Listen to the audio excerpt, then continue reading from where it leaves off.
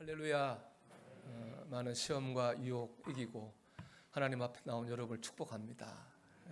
오늘 말씀을 통해서 하나님께서 여러분에게 주시는 음성을 들으시기를 축복합니다.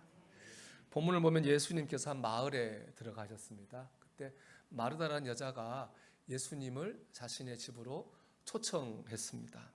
마르다는 주님을 잘 섬기기 위해서 열심히 음식을 준비했습니다. 그런데 그때 마르다의 동생 마리아라는 여인이 있는데, 이 마리아는 언니를 돕지 않고 예수님 발치에 앉아서 말씀만 들었습니다. 이에 마르다가 주님께 가서 불평을 합니다. 주님, 지금 저 혼자 열심히 일하는 거 보이시지 않습니까? 제 동생 마리아한테 저 좀 도우라고 얘기해 주세요. 그렇게 말합니다. 마르다 이제 주님께서 동생을 혼내고 자기를 도우라고 이렇게 말할 거라고 기대했습니다.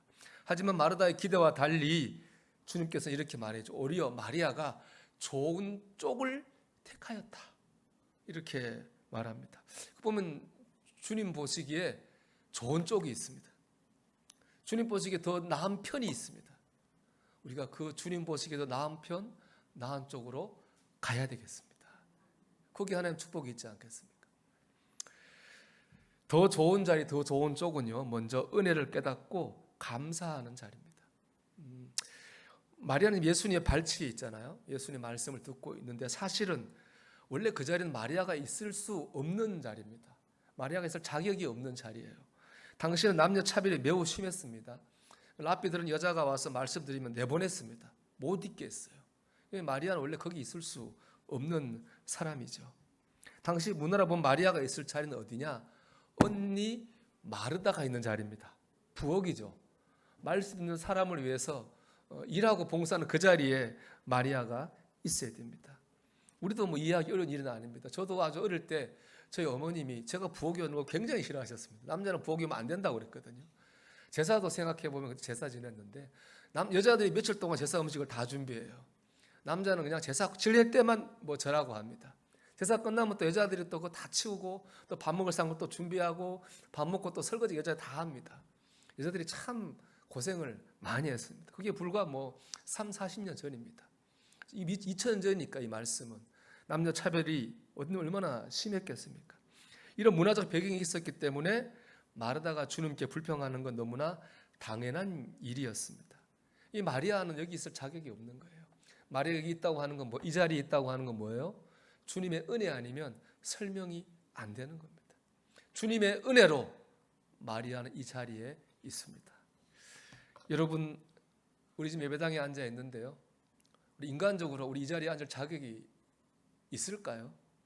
우리가 이 예배하는 자리에 앉아 있다고 하는 것은 우리가 죄에서 구원받았다는 뜻입니다. 하나님이 사랑하신 하나님의 백성이라는 증거입니다. 여러분, 우리가 우리 자신을 죄에서 구원할 수 있습니까? 지난 한 주간 하나님께 사랑받을 만한 일만 여러분 하며 사셨습니까?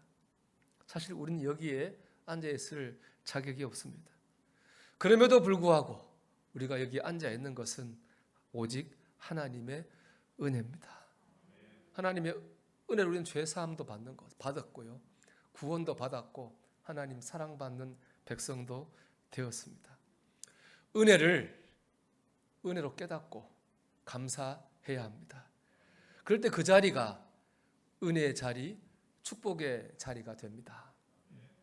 여러분, 365 땡큐라고 하는 책이 있습니다. 얇은 책이 있는데 이 책을 쓴 사람은 존 클렉이라는 분입니다. 이 사람은 미국의 이제 변호사인데 법률사무소로 사업을 했는데 꽤 잘 나갔어요. 근데 동업자한테 이제 배신을 당합니다. 그때부터 회사가 기울기 시작하는데 완전히 회사가 망합니다.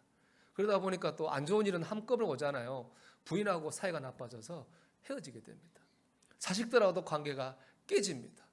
남은 게 없습니다. 남은 거라고는 빈 통장하고 외로움하고 우울증만 남았습니다. 인생의 뭐 막다른 골목에 섰죠. 근데 그가 그 자리에서 그가 어릴 때 그의 할아버지가 그에게 해준 얘기를 생각합니다.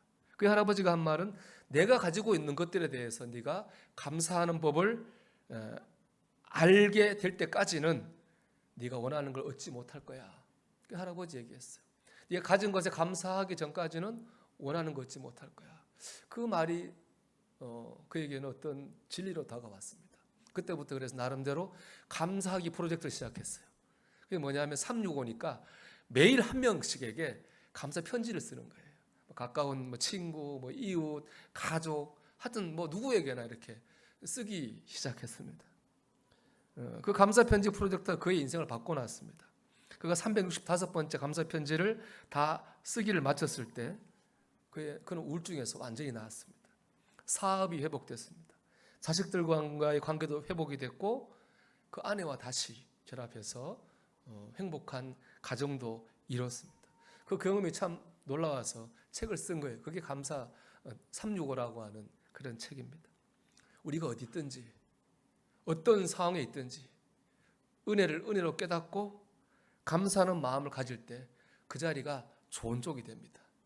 좋은 자리가 됩니다. 그 자리에 은혜가 임하고 축복이 임하는 겁니다. 여러분 늘 깨닫고 감사하는 자리에 서시기를 축복합니다. 특별히 예배하는 자리가 여러분 이 제일 좋은 축복의 자리가 되기를 바랍니다. 제가 지난주에 설교한 거 기억하실지 모르겠습니다. 주제는 바로 신앙의 목적이었습니다. 나도 옛날처럼 믿음 뜨거워지고 싶어. 그렇게 생각하는 믿음 절대로 뜨거워지지 않습니다. 우리 믿음이 뜨거워지는 방법 하나입니다. 과거를 생각하는 게 아니라 내가 앞으로 뭘 이루어야 되겠다고 하는 목적을 바라보고 나갈 때 우리 믿음이 뜨거워집니다. 우리가 뜨겁게 믿음을 가지고 살려면 내가 신앙인으로서 뭘 해야 될까라고 하는 목적을 바라보아야 된다고 여러분에게 말씀을 드렸습니다. 자, 여러분 한번 신앙의 목적을 한 주간 동안 생각해 보셨나요? 나는 이걸 할 거야. 여러분 지난주에 말씀드렸지만은 이 신앙의 목적은 한번 설교 듣고 맞아 그래 하고 끝내서는 안 되는 주제입니다. 여러분 이 목적을 바라봐야 됩니다. 그리고 마지막까지 뜨겁게 신앙생활을 할 수가 있습니다. 저는 생각을 많이 해봤는데 제가 목사로서 이루어야 될 제일 중요한 목적은 우리 교회를 주님이 기뻐하시는 교회로 세우는 것이다. 저는 그렇게 생각했습니다. 이는 저만의 목적이 아니라 우리 모두의 목적입니다. 왜냐하면 교회라고 하는 것은 은혜를 받는 곳이기도 하지만 우리가 사명을 행하는 터전이 되기도 하기 때문에 그렇습니다. 우리 모두에게는 우리 교회를 주님이 기뻐하시는 교회로 만들어야 될 목적이 있습니다. 주님이 기뻐하시는 교회의 가장 중요한 가치는 뭐겠습니까? 예배입니다. 교회는 예배당이기 때문에 그렇습니다. 주님이 가장 기뻐하시는 예배가 드려져야 되겠죠. 그리고 그 예배의 제일 중요한 건 뭘까요? 바로 예배하는 저와 여러분의 마음, 예배자의 마음입니다. 주님은 예배자의 마음을 보시고 그 예배를 받기도 하시고 거절하기도 하시거든요. 우리에게는 마음이 중요합니다. 하나님이 받으시는 예배자의 마음은 어떤 마음일까요? 오늘 말씀에 나온 거죠. 깨닫고 감사하는 마음이에요. 내가 이 자리에 있을 자격이 없는데 하나님의 은혜로 내가 구원을 받았고 백성이 되어서 예배를 드리고 있구나. 이 은혜를 은혜로 깨닫고 감사하는 마음으로 예배를 드릴 때 주님이 기뻐하십니다. 이 예배가 주님이 기뻐하는 예배가 됩니다. 여러분 예배를 통해서 은혜를 공급받고 축복을 받게 될 겁니다. 여러분 목적을 가지십시오. 내가 이제 매주일 주님을 기뻐하시는 예배를 드리는 예배자가 되어야 되겠다. 여러분 그 목표를 가지고 노력할 때에 여러분 예배 가운데 은혜를 받고 축복을 받는 성도가 될 줄로 믿습니다. 두 번째 좋은 자리는요, 긍정적인 믿음의 자리입니다. 여러분 오늘 본문을 읽잖아요. 신앙을 딱 빼고 인간적으로 옳고 그름의 관점에서 한번 본다고 생각해 보십시오. 손님이 왔어요. 언니 마르다는 열심히 지금 손님 대접하느라고 일하고 있어요. 동생 이름 가스나는 아무것도 가만히 있어요. 누가 옳고 누가 그른 거예요? 마르다가 훨씬 옳은 행동하고 있는 거 아니에요? 그렇죠? 마리아는 그 입에 잘못된 행동을 하고 있는 거죠. 분명히 저는 마르다는 이런 옳고 그름의 관점에서 이 상을 봤다고 생각해요. 옳고 그러니까는 마리아가 틀린 거 아니에요. 자기는 옳은데. 근데 여러분 그렇게 본 결과가 어떻게 됐나요? 마르다 어떻게 했죠? 주님께 불평하고 원망했잖아요. 영혼의 도움이 하나도 안 된 그런 결과를 가지고 왔습니다. 여러분 옳고 그름의 관점에서 바라보는 건 신앙생활에 도움이 안 됩니다. 신앙인이 시험에 들거나 영적으로 다운됐을 때 나타난 현상 중에 하나가 뭐냐? 옳고 그름이라는 틀로 사람을 보거나 세상을 보는 겁니다. 부정적이 되고 비판적이 되는 거예요. 물론 그 비판은 일리가 있습니다. 새 생각해 보세요. 세상에 100% 옳은 사람 없습니다. 100% 옳은 일도 없어요. 옳은 점도 있고 틀린 점도 있어요. 장점도 있고 단점도 있어요. 결국에 무엇을 먼저 보고 뭘 더 크게 보느냐 하는 것은 나한테 달린 거예요. 내가 긍정적인 걸 먼저 크게 좋게 볼 수도 있고 부정적인 걸 크게 좋게 볼 수도 있는 거죠. 그런데 은혜가 충만한 삶을 살고자 한다면은 긍정적인 면을 더 크게 더 먼저 봐야 됩니다. 제가 1년 동안 제자 훈련을 받았는데요. 거기서 제일 제게 도움이 되었던 건 뭐냐면은 이 큐티를 은혜롭게 하는 법을 배웠다는 거예요. 여러분 이제 요즘도 제가 요즘 잘 안 가봐서 모르겠는데 시중에 보면 큐티지 묵상집 보면 이렇게 돼 있어요. 성경 본문이 나와 있고 4개의 질문이 나와 있습니다. 첫째 1번은 항상 똑같습니다. 하나님은 누구신가? 이 본문에서 하나님을 찾는 거예요. 두 번째는 내게 주신 교훈은 뭐냐? 이 말씀으로 교훈을 찾는 거예요. 세 번째 어떻게 적용을 할 거냐? 네 번째는 적용 기도 이렇게 되어 있거든요. 그런데 제가 제자훈련에서 받은 그 큐티법은 1번은 똑같습니다. 하나님은 누구신가? 2번이 달라요.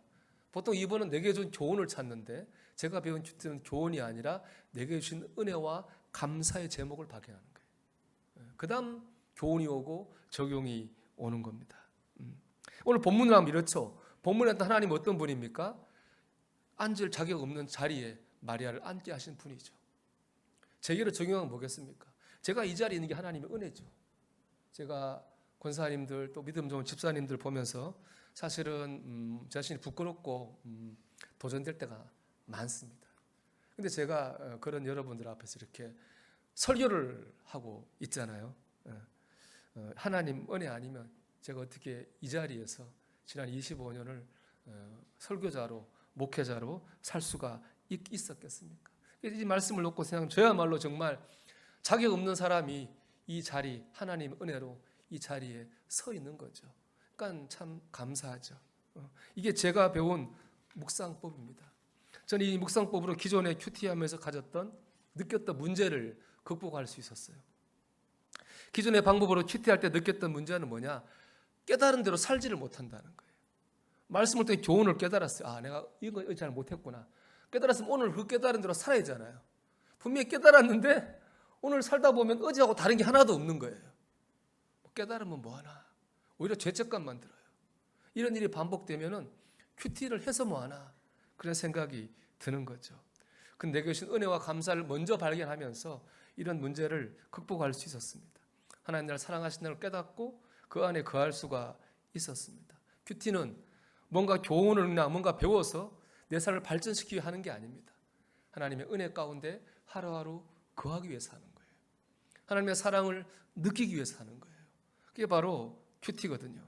그러면 뭐 꼭 배우고 느껴서가 아니라 그냥 감사하고 기쁜 마음으로 하루를 시작할 수 있습니다. 또 감사하고 기쁜 마음으로 살다 보면 내가 이렇게 해야지 할 때보다 오히려 더 잘 사는 경우가 많습니다. 여러분 옳고 그름의 이 프레임, 이 틀에 여러분을 가두지 마십시오. 혹시 이 한 주간에 지난 한 주간에 여러분 그런 일이 있었다면 좀 뛰어넘으십시오. 종교가 뭐예요? 이 종교할 종자는 마루 종자를 써요. 마루라고 하는 건 뭡니까? 높다 이런 뜻이잖아요. 높은 곳을 마루라고 하잖아요. 종교는 높은 거예요. 이 땅에 모든 옳고 그름을 뛰어넘는 거예요. 그 높은 데서 하나님과 만나는 거예요.